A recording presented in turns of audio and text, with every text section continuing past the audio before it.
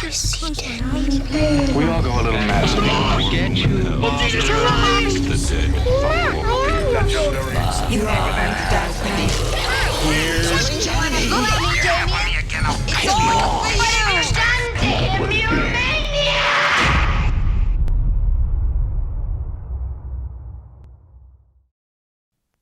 Hello, and welcome to the Horror Hour, a place we normally discuss, we debate, we disagree on all things horror, but today I've got a solo review for you. My name is Yutaka, thanks for joining.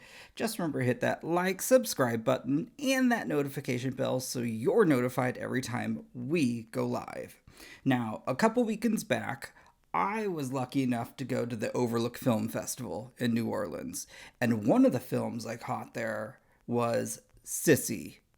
It's an Australian horror comedy, and Sissy stars Aisha Dee and Hannah Barlow as Cecilia and Emma, who had been tween age BFFs who were never going to let anything come between them. Well, until Alex, played by Emily D. Margheriti, arrived on scene. 12 years later, Cecilia, a successful social media influencer, living the dream of an independent, modern millennial woman, until she runs into Emma for the first time ever in over a decade. After reconnecting, Emma invites Cecilia on her bachelorette weekend at a remote cabin in the mountains, where Alex proceeds to make Cecilia's weekend a living hell. Now, this film also stars Daniel Monk's Yerin, Lucy Barrett, Shaun Martindale, and it was also written and directed by Kane, Senes, and star Hannah Barlow. All right, so let's just get into my first thoughts.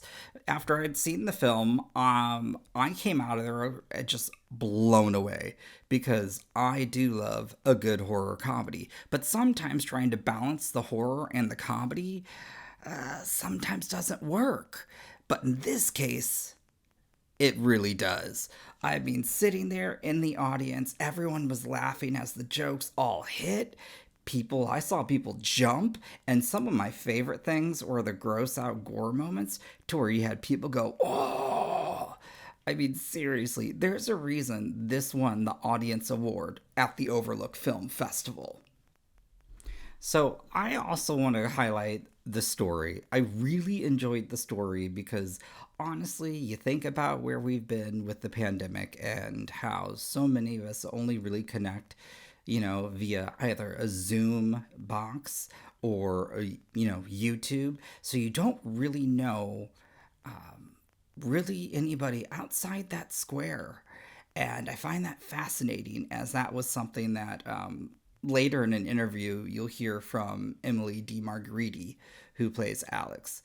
And it's so true.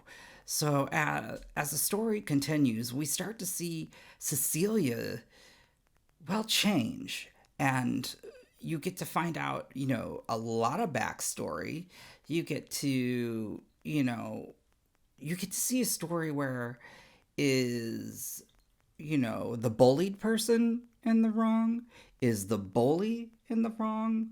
Or is the person who is just too nice to say no, who enables, in the wrong? There are just so many different themes that go hand in hand throughout this film. It just works perfectly. So kudos to the writing. As to the direction, seriously, this was a fun film, and some of the shots are just gorgeous. I mean, when you see the house where this was filmed at, and the camping site, seriously, whoever location scout, give them a raise. I just loved it.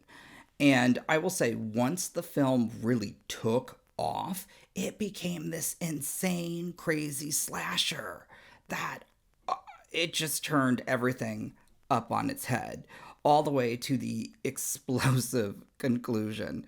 So overall, I had so much fun with Sissy. I think the actors all did a great job. Seriously, Aisha Dee is phenomenal. And I couldn't give more props to Hannah Barlow and Emily D. Margheriti. Really, this was such a great cast that just had so much good chemistry. You know, I remember when I was sitting there and I had to rank the film, you had these little slips that you had to tear, and it ranked it on a 1 to 5 scale, and it didn't really allow for halves. So at the time, I did give it a 5 out of 5. Upon reviewing it and thinking about it, I would give it a 9 out of 10. There were just a few things I might have found a little off. Some of the pacing in the beginning it didn't work for me. But again, that's really not that bad of a deal once the movie just picks up. So again, I give Sissy a 9 out of 10. I would happily suggest you see this in theaters if you can catch it at a festival. And I cannot wait till it premieres later this fall, since Shudder did acquire it. Alright, well, thanks for listening to my review. I really appreciate it. And make sure you stick around, because I was lucky enough to get to actually have an in-person interview with Emily D. Margheriti while at the Overlook Film Festival. Remember, she is one of the stars. She plays Alex, the bully, and she's also one of the producers on the film. And we did record in her hotel lobby bar area, so there is some background noise, but I did my best to clean it up, so I hope you enjoy. All right, bye everyone. Well, this is Yutaka with the Horror Hour, and today I am here with Emily D. Margheriti. D. Margheriti. Margheriti. Yeah, you're good. See, I did it. Margheriti, you got this. Who is one of the lead actors and producer in Sissy. Yes. So, and we are here at the Overlook Film Festival, so please tell me a little bit about the project. So, Sissy is a satirical horror about like tween-age besties, and it's about, female friendships and how complicated, I guess, they can be. But also, it touches on themes of mental illness and social media and how that can negatively impact us.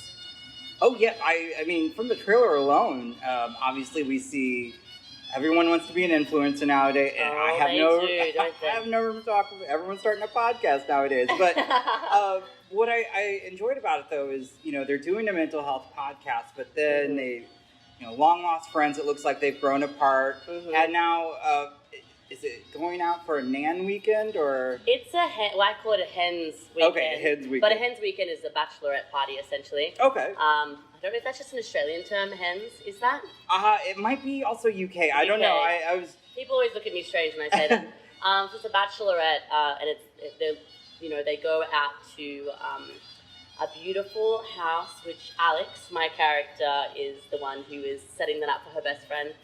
But, it's about, like, one girl being frozen in time and how that can affect your mental health, I suppose. Oh, yeah. No, absolutely. Mm-hmm.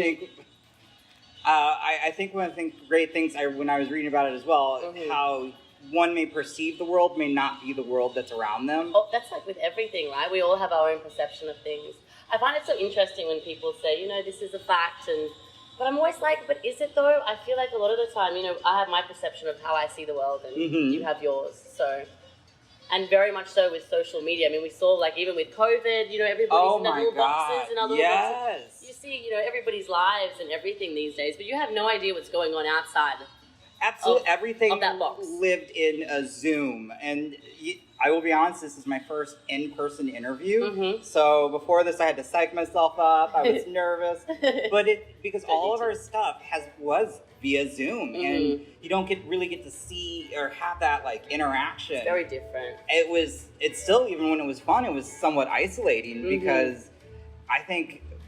I see as the filmmakers, anybody, they just want to go out and promote their product and talk about it. Yeah. And they also want everyone to see it. And I think that's the great thing about this festival. Mm-hmm. And I think you guys were at South by Southwest as well. We were. It's our world premiere was there, which was amazing. Oh my God, I've never been to Austin, Texas before, and I've tried the smoked barbecue, everything. Oh my yes. God, it was the best thing I've ever had. But the film festival was incredible. So many amazing films, and to be a part of that was, honestly, it was incredible. I mean, it was a good lineup. And then to see, I was happy when I was like, Sissy's going to be at Overlook. I came out here for one film, and then I saw the slate, and I'm like, oh my God, what do I choose? I'm like, I have to pick and so many good so many, films. and today there's just so many great films lined up, and I love all of them because they all kind of somewhat touch upon mental health, and I'm a huge mental health advocate as well. Me too. Because one, I love horror, and I think horror sometimes gets a negative connotation, where I think it actually does its best when explaining mental health, in my opinion. That is interesting. I actually agree with that. Yeah. And so that's why I was when I saw this trailer and I read it, I was like, oh yeah, this right up my alley. And it said inventive slasher. I'm like, oh my god. So how was it both being one of the lead actors and the producer? So my production, so as a producer, I helped out with the development stages of it. And then as soon as we got into production, it was my production company team took on the role with Acadia as well, so they collaborated together. But I think it helps switching hats and not being too involved in that process during filming. Okay. Because my first love is acting. I love it to death. Hence why I produce. I'm like, I have to make things. Yes. So, I mean, and this duality thing, you know, with labels, I think it's more like accepted these days, I think, with that. But it was a lot of fun being able to do both, I suppose. I mean, playing Alex was a very interesting experience. A lot of, I didn't realize it was going to be so difficult to play, you know, the bully, I guess. Well, sometimes it's never easy to take that role. No, but it made me understand, like, I mean, her trauma and, you know, every bully has a story, I suppose. I mean, the whole experience on set was amazing. Aisha D is incredible to work with. Kane and Hannah, like, they're like such a power couple. They just got married. They're the writers and directors. Oh my gosh, that's awesome. I know, I love them to death. But honestly, the energy on set was incredible as well. It looks also, it looks very physical as well. Oh, for me, very much. I was like, I think I'm losing, there's some cardio that's happening. And I'm like, oh my goodness. But with that then, you know, being here at the Overlook, or actually just at film festivals and seeing your film premiere and people seeing it, what's it like as being part of the artists? Being in the audience? Yeah. I mean, Austin, Texas, I was very surprised the reaction that we got. You know, everybody's cheering and like really like vocal in the audience, which was really cool to be a part of that. I mean, you never know when audiences are silent, but Yes. I'm usually the silent person that watches things because I'm really like analyzing the film. But that was very interesting, and it's going to be interesting to see how people take it here as well in New Orleans. But our Australian premiere is at the Sydney Film Festival, so that will be interesting too because, I don't know, different audiences, I don't know how they're going to react, so... I'll be honest, as a critic, you know, sitting in the audience one time, my very first press screening, everyone's very quiet, and I'm like, am I allowed to laugh? Because this is really funny. They want Yes, you to laugh. you're and allowed to laugh. Everyone's so quiet, and I'm like, no. But last night, saw Mona Lisa and the Blood Moon, and beautiful. The audience just, it was a whole experience, and I missed that, because I'm from Missouri, and so while COVID, for that state, they are just a mess in terms of, they're like, it's not real, and so we're going to leave everything open. So I stayed away from theaters, and this was the first time I actually got to see, with a crowd, people enjoy a horror film, and I can't wait. And so I can only imagine you getting to experience that at South by Southwest, and, well, tonight as well. It's incredible. It's kind of terrifying, but it's incredible. It's a bit of both. It's like, yeah, it's a lot. I know some filmmakers, they can't watch their film. Like, some people just can't do it. I force myself to, because, I mean, I love it. And you learn something new every time you watch it, from the audience and from watching the film. So, how long was the production of the film? I think it was like 20-something days. Wow. Yeah. God, I can't remember. It was so long ago. Is that bad? No, I mean, we saw so many great films and we heard about it, but then they were kind of, well, we want to wait till audiences will be there. Yeah. And I think that's the great thing about horror right now is horror's had a huge resurgence at the box office. And it's also, what I've learned is the horror community is very large, but it feels so small because everybody just champions each other. They do. I mean, we filmed ours during COVID. The script was handed to me during COVID and I read it then, and Yeah, and it was so interesting as well having a script like that came about because it's very much, just the dichotomy, just the whole fact that we had, your perspective, your little box that's happening at the moment with COVID and how you're very isolated, and it kind of just fed into the whole movie. I mean, Aisha D was stuck in a hotel room, with COVID, but it worked for her character. So yeah, it really, everything kind of just fed into it. I love that. Yeah. And I gotta ask then, with a movie like this, and you kind of play in that bully role though, as much as I have to ask, just because I enjoyed your character just from what the bits I've seen, I'm like, she seems snarky. Did you get a couple fun lines that you're like, okay, that's a little good? Oh yes, so I mean the trailer has a good little mic drop in there as well. I feel so. Yeah, there's a bunch of lines. I mean, everybody will watch and find out. I have a few good one-liners in there. I love it. So, what are you most excited about? Well, I know you're probably going to be incredibly busy while here, but do you hope to be able to catch any films while you're here? Yeah, of course. I'm excited to see so many films. I mean, Hypochondriac, I'm very excited to see that. That was screening at South by, and Addison's the director on it. I met him. He's incredible. He is, and that film is... It's beautiful. I can't wait to see it. I think I'm seeing it tomorrow. It says what mental health is. When me and him, we spoke about it, I go, you explained to me, like, mental health sometimes just is not depicted well. And I go, you did a perfect job of showing what it's like when somebody is in that moment of crisis. And so, yeah, Hypochondriac was. And it was also queer horror, so I'm just like, right. I gotta. And then Piggy as well is one that I want to see. Good one. Spanish film. Yeah, I mean, the list goes on. There's so many films that look incredible, so. I mean, you already listed off 2 films I saw, and I was like, yeah, I can't wait to see them. I saw on my little laptop, and so now I'm excited to see these on the big screen. Yeah, me too. I'm so excited. So, terrified. Is this your first time in New Orleans? This is my second time. I first came here I was with my parents. They showed me around, had hurricane drinks at a piano bar. It was fun.